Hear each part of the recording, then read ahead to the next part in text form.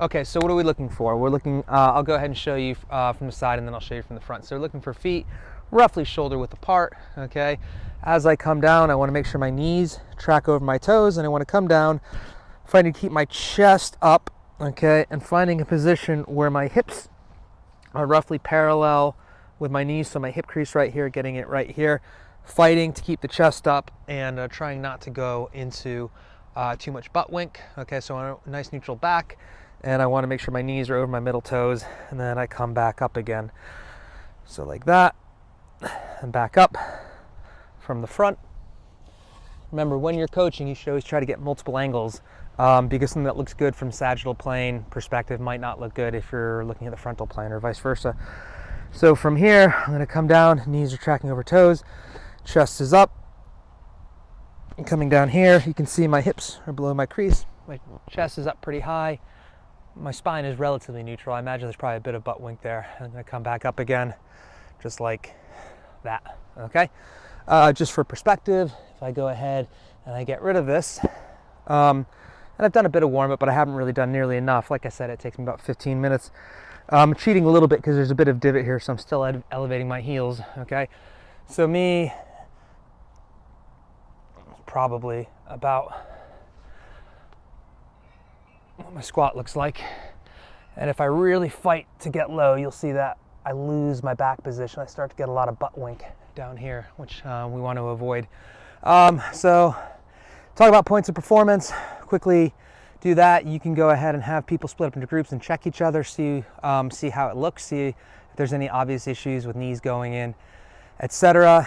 And then what we're going to do next is we're going to go over common squat restrictions, and then we're going to talk about different assessments or maybe even cues that we could do.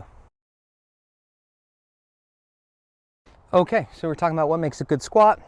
Let me go ahead and drop to the bottom of my cheating squat on my wedge here. So what we're looking for here, now this is, again, this is still hard to see because I've got a wedge. It's not actually giving me more dorsiflexion, it's just giving me the equivalent.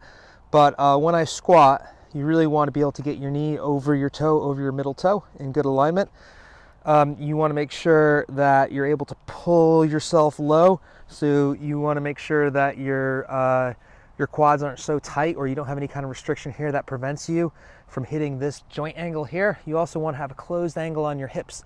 So my hips are in flexion, my knees are in flexion, my ankles are in dorsiflexion, and I want to fight to keep a neutral spine and a neutral pelvis, chest up high, like that, okay? So if you think about it that way, there's a lot of restrictions that we can have. We're gonna work from the ground and work up.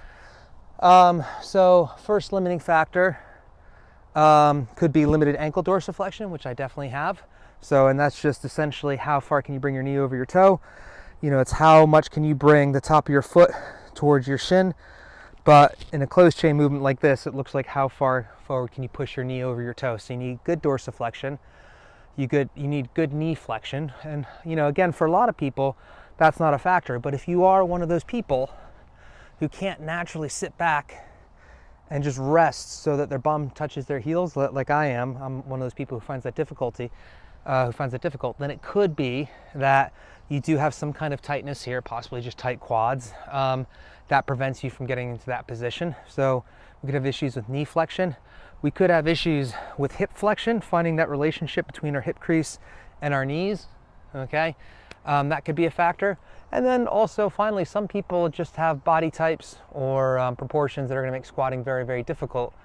And all the mobility work in the world isn't gonna give them a deep resting squat. So take that into consideration and just realize that no one's squat is gonna look exactly the same. And some people, you can do all the mobility work in the world and maybe it'll make a big difference and they'll have a beautiful squat. Some people, you can do all the mobility work in the world and they're still not going to have what looks like a textbook low squat. So we just need to work around them and think about why are we doing the squat and what benefits can we get from them.